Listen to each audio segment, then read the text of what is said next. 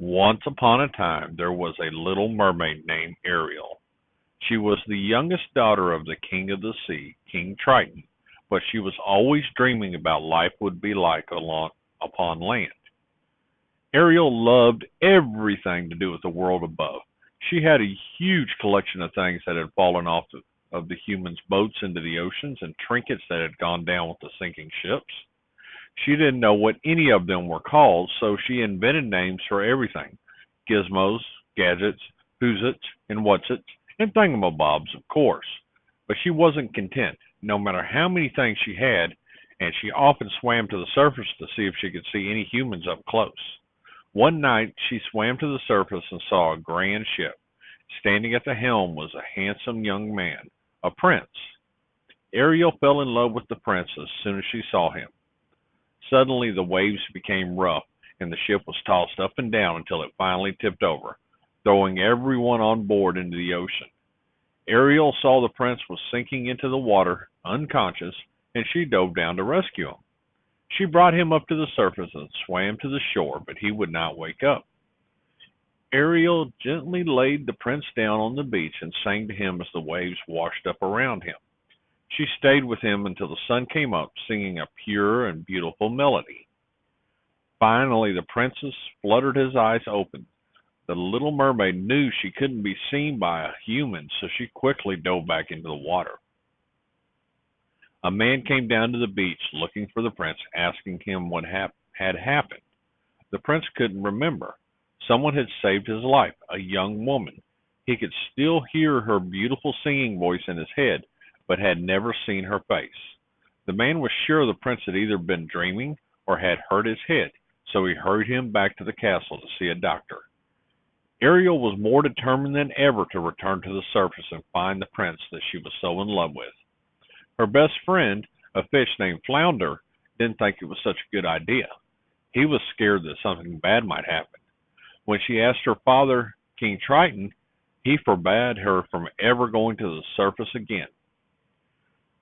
She was determined to find a way to walk on land with the humans, to trade her fins for legs and feet.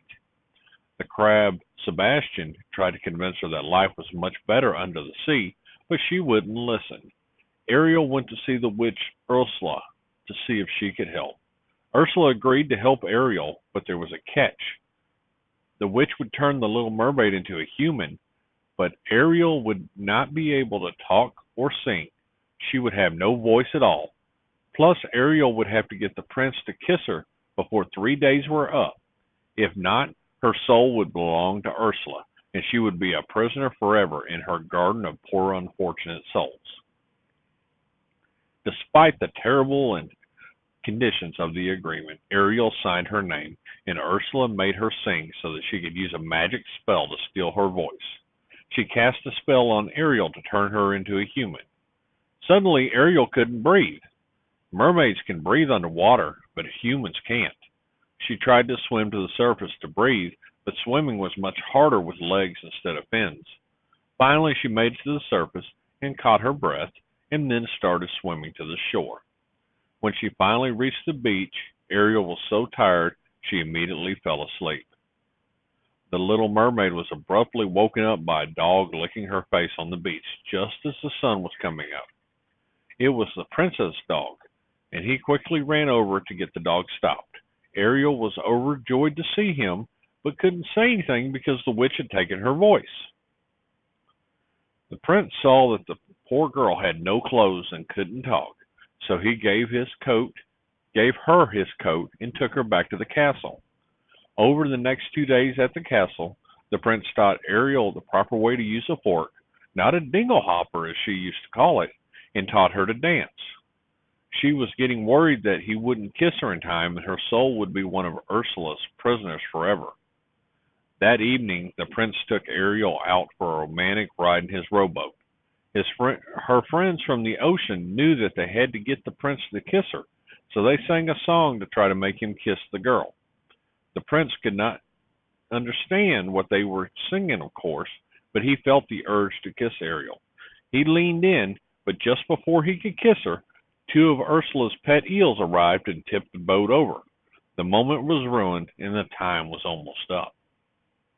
When Ariel came down for breakfast the next morning on her third day, a mysterious stranger had the prince's full attention. She was a beautiful woman with long black hair. Ariel had no idea who it could be until the woman started to sing. It was Ariel's own voice coming out of that woman. Ariel knew it was really the witch Ursula disguised as a beautiful woman, but she was helpless and couldn't say anything.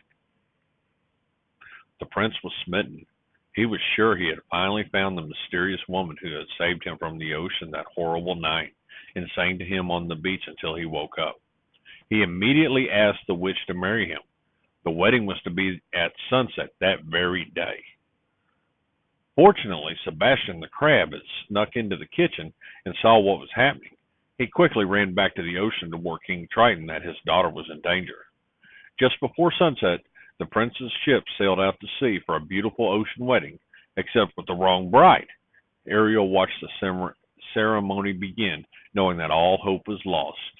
Suddenly, just before the final vows and the kiss, King Triton shot up out of the ocean and revealed the witch for who she really was. He used his magic trident to turn Ursula back into her ugly, true self and gave Ariel her voice back. The prince realized he had been tricked and that the woman he was in love with had been right in front of him the whole time. The little mermaid finally got her kiss, even though the spell was already broken, and she and the prince got married that very moment and lived happily ever after.